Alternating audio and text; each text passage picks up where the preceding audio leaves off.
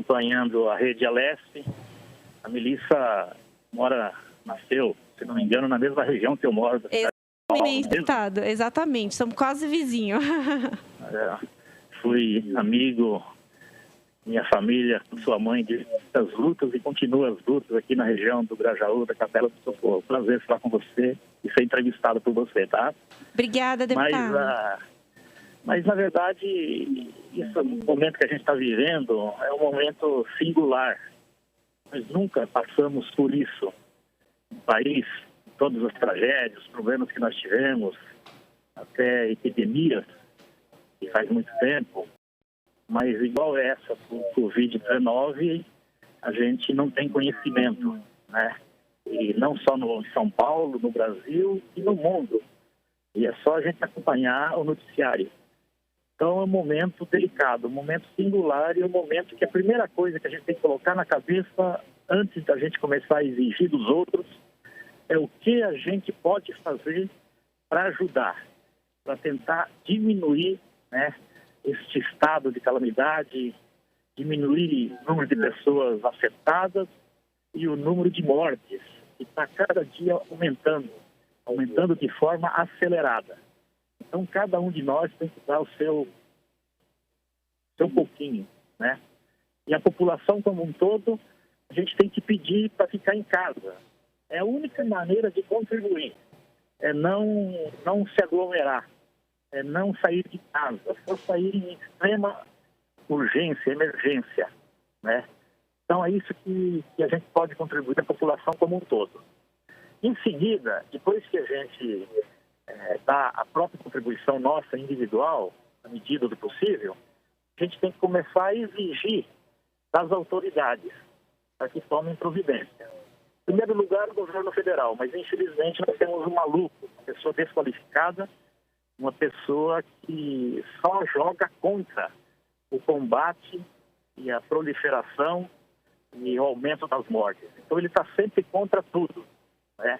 Infelizmente, ele já era louco antes de ser presidente da República, mas votaram nele, é ele que está aí como presidente, atrapalhando o país, atrapalhando os governadores e atrapalhando os prefeitos e todos aqueles que estão preocupados com a epidemia. Depois a gente tem que comprar o governo do Estado de São Paulo, o governo Dória, e na verdade a preocupação que a gente tem é que ele arrumou um palanque para se projetar a nível nacional e está fazendo muito discurso, mas se movimentando pouco naquilo que ele precisaria fazer de imediato, de urgência, para atender a população do estado de São Paulo. Por exemplo, liberar dinheiro para os municípios, as entidades, os hospitais, as santas casas, tudo isso está no alcance dele. Nós aprovamos na Assembleia o estado de calamidade. Então, ele tem liberdade de movimentar o orçamento, que é grande, do estado de São Paulo, e atender imediato. A mesma coisa o prefeito de São Paulo, que também está na mesma linha, né?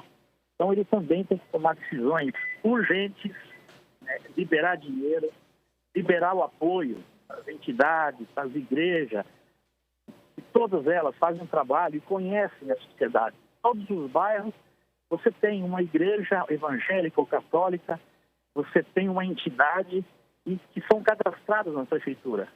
Então, as assistências teria que vir imediatamente, né? E você equipar as UPAs, as UBSs, né, os hospitais. Não dá para acreditar num estado igual São Paulo, uma prefeitura igual São Paulo, rica, os profissionais da saúde, da segurança, todos aqueles que estão trabalhando nesse momento, não tenha máscara, não tenha luvas, não tenha álcool gel. Então, infelizmente, é isso que a gente está vivendo.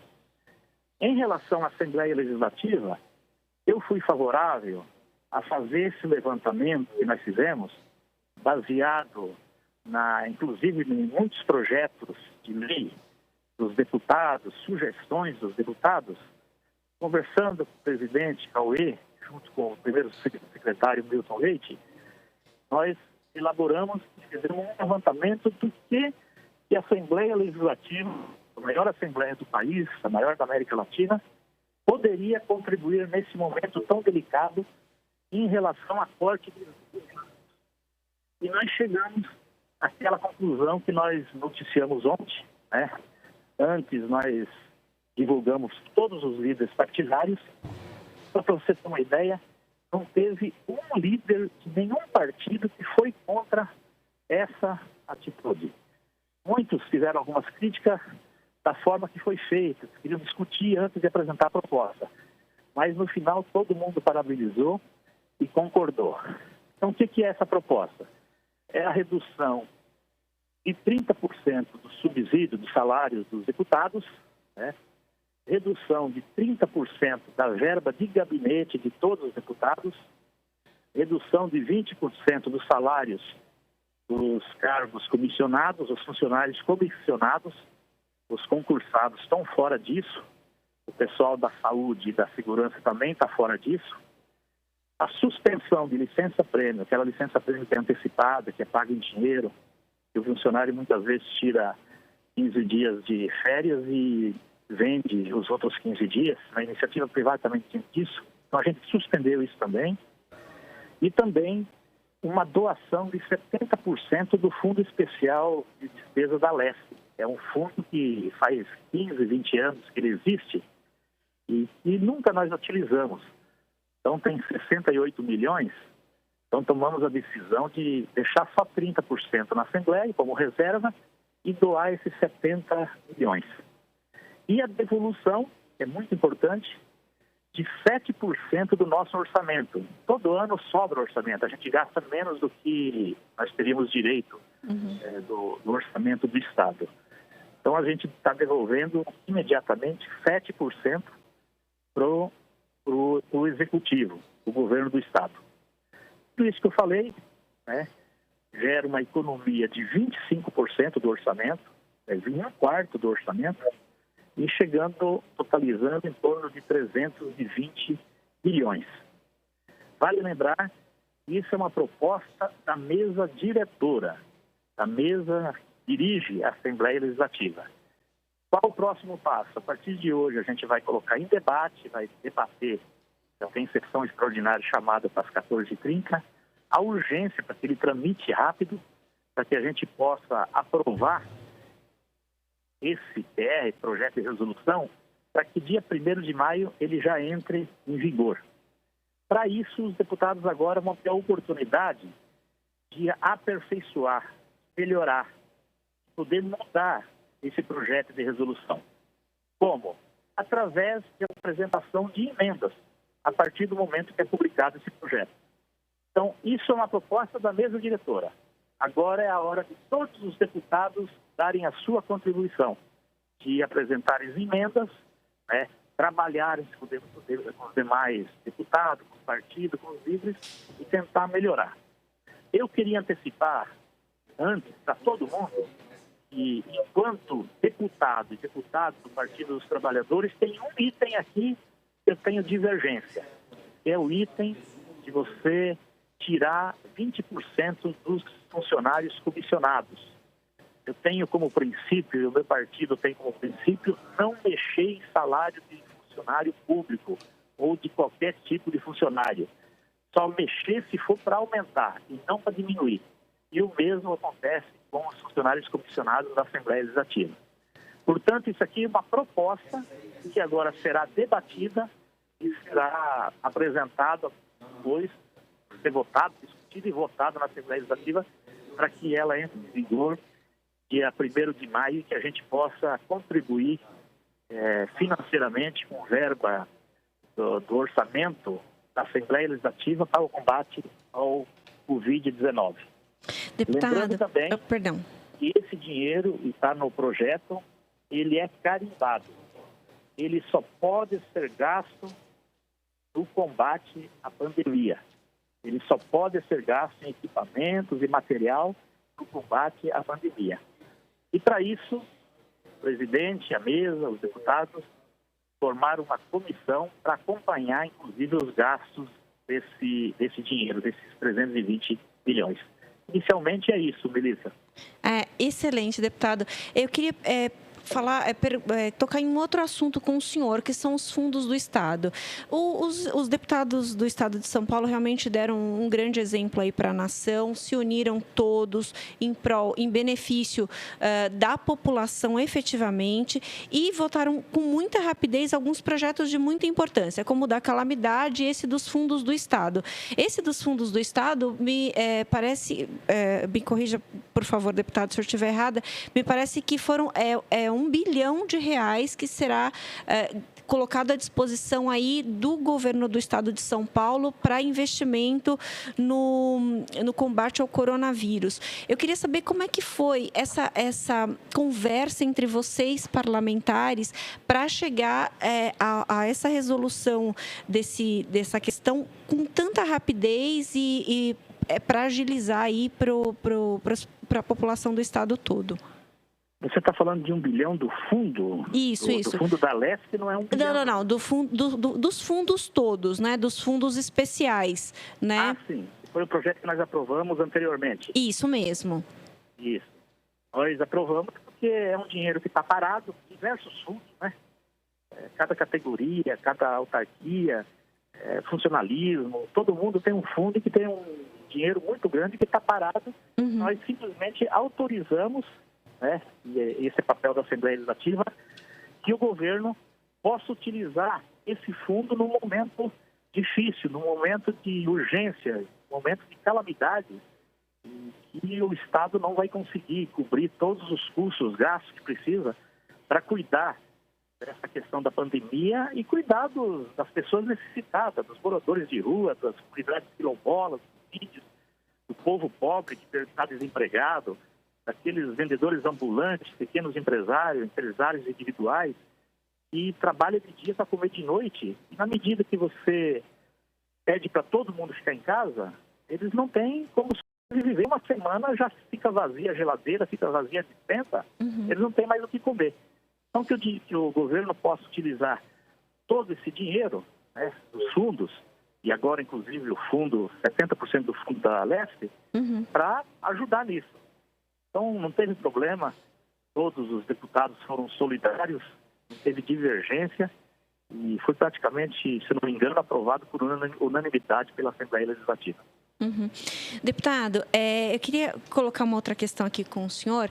A gente está na Zona Sul de São Paulo, tem aí o hospital de referência lá na nossa região, é o Hospital de Parelheiros, que está já 100% da capacidade aí de ocupação aí com os pacientes de coronavírus.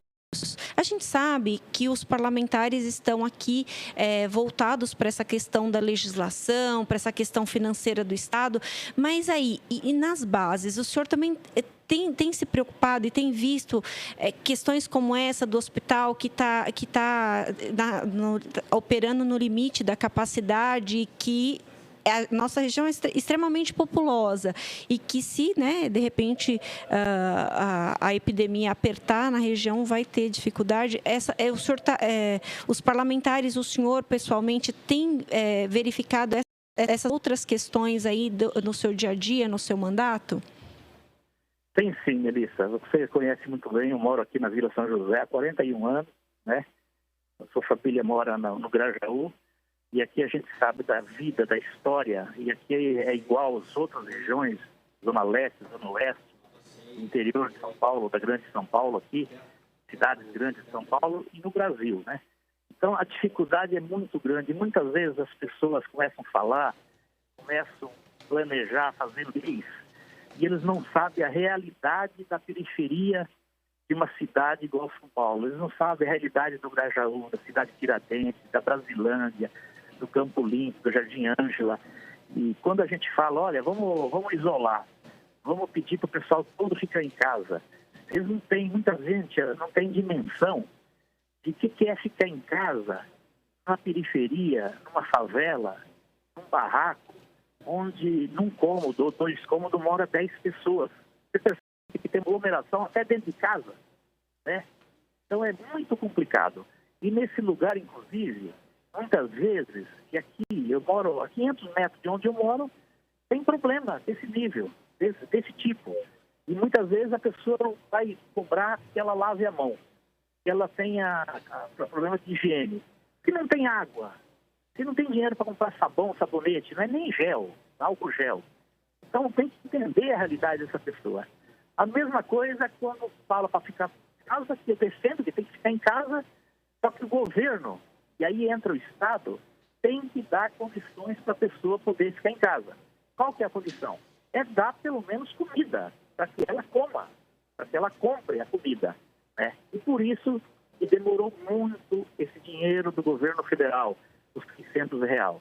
Aliás, tem que deixar bem claro que a proposta do Bolsonaro e do ministro Guedes era de apenas R$200. Vê se pode, R$200 para cada família, né? É impossível. Aí teve uma grande briga, o Partido dos Trabalhadores propôs um salário mínimo, 1.045, em uma negociação com os partidos de esquerda, de oposição, junto com o presidente e os demais partidos, o presidente Rodrigo Maia e o Senado, conseguiram chegar em R$600. Aí é um valor que pelo menos dá para comprar arroz e feijão.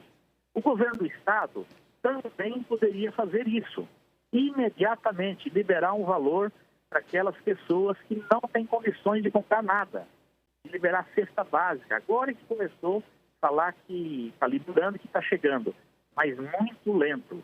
É verdade aquela frase, a fome tem pressa.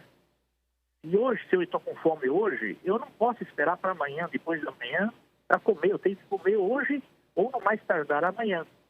Então, diante de tudo isso, é que a gente tem que ter essa preocupação. Muitas vezes a gente pensa nas regiões mais nobres da cidade, no centro expandido. O centro também tem muitos problemas, por exemplo, moradores de rua. Olha o trabalho que o padre Júlio Lancelotti vem fazendo e aparecendo na televisão. Muitas entidades, não só ele, estou pegando ele como referência. Graças a Deus, tem essa solidariedade de pessoas, de famílias que fazem mais de PEC, pede doação, prepara a cesta básica e distribui, das entidades, das organizações sociais, tanto criticadas, né, combatidas, né, e nesse momento a gente sabe da importância da sociedade civil organizada, das igrejas, todas elas, igrejas católicas, evangélicas, do trabalho que estão fazendo para socorrer essa população. Mas o principal, quem tem que ter responsabilidade de atender a todos é o governo, é o Estado, é o município, é a União. Por isso, e depois que passar essa pandemia, nós precisamos fazer, Ulisses, debate sério do papel do Estado. Aquela história de Estado enxuto, Estado mínimo, a gente percebe que nesse momento é uma balela. É bom para quem tem dinheiro, para os abonados, para aqueles que não têm problema, que precisam colocar o filho na escola pública, que não precisa utilizar o SUS, o hospital público, uma UBS pública. Para esses é muito bom o Estado enxuto, o Estado mínimo. Mas eu defendo um Estado que tenha condições, que está mostrando agora que precisa de um Estado forte, de um Estado que tenha poder de atender a população mais pobre. Quando a gente fala a população mais pobre, as pessoas não têm dimensão do que significa isso. Quando a gente fala nas pessoas que precisam do SUS, nós estamos falando em quase 90% da população brasileira que é atendida pelo SUS.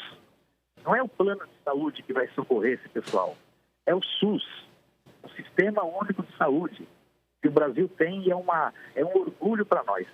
Agora precisa investir, precisa colocar dinheiro, precisa pagar bem os profissionais dessa área da saúde. Você está percebendo a situação que está? Os profissionais pegando o vírus, morrendo, e eles não podem fugir, porque é a profissão deles, é uma vocação. Eu fico lembrando nesse momento, Melissa, o tanto que foi prejudicial para a saúde acabar com a CPMF.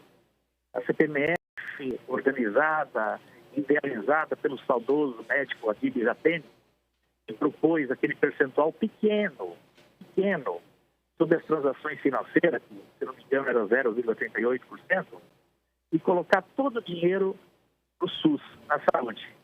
Logo de cara, na época do Fernando Henrique, tiraram 50%, e 2008, 2009, 2010, para poder retalhar o governo Lula e o governo do PT, tiraram os outros 50%. Acabaram com a CPMS, né? Fizeram uma propaganda danada, como se o pobre fosse prejudicado. Na verdade, ali foi para ajudar os milionários, ricos desse país, o setor financeiro, para deixar de pagar a CPMS, que era um dinheiro naquela época, se não me engano, era 40 milhões por mês. Ajudava bastante o SUS. Foi tirado do SUS. Hoje, eu queria que alguém fizesse um debate se era preciso ter tirado esse dinheiro do SUS que está faltando tanto hoje para ajudar nesse combate à pandemia. Sem dúvida. Deputado, muito, muito obrigada pela sua participação, pela sua disponibilidade de falar conosco. E as portas da Alesp estão abertas para o senhor sempre que o senhor quiser vir ou pessoalmente ou via telefone. Muito obrigada. Melissa, eu só queria falar mais uma coisinha. Claro. Eu queria ressaltar primeiro a importância da Assembleia Legislativa tomar essa decisão. Tem muitos deputados que questionam, mas só para você ter uma ideia, 40 minutos depois que a Assembleia Legislativa tomou essa decisão, a Câmara Municipal de São Paulo foi no mesmo caminho. E estão tomando essas mesmas decisões, praticamente um projeto idêntico ao nosso, e provavelmente todas as câmaras municipais do estado de São Paulo e todas as assembleias legislativas do Brasil vão pelo mesmo caminho. E eu já falei ontem, vou repetir, eu tenho certeza que o Poder Judiciário, Poder Executivo, Ministério Público, Tribunal de Contas vão adotar o mesmo caminho para reduzir despesa, para cortar na própria pele, na própria carne, para contribuir nesse momento. Do outro lado, a Assembleia Legislativa de São Paulo está sendo referência para o Brasil, mas uma referência positiva. E se o estado de São Paulo é o maior estado, o mais rico, o mais populoso, o mais forte na economia, nos meios de comunicação, na questão financeira, também deveria ser um exemplo para o Brasil no combate à pandemia, na diminuição da pobreza, na diminuição dos problemas de saneamento básico, que tem tudo a ver com o problema do coronavírus agora.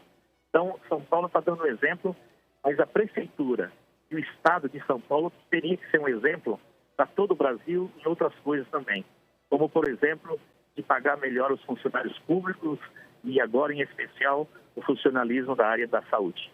Muito obrigado pela oportunidade que fizeram com a gente. Obrigado para a Flávia por ter me contatado e para a gente poder bater esse papo e dialogar com vocês. Muito obrigada, deputado. Um bom dia.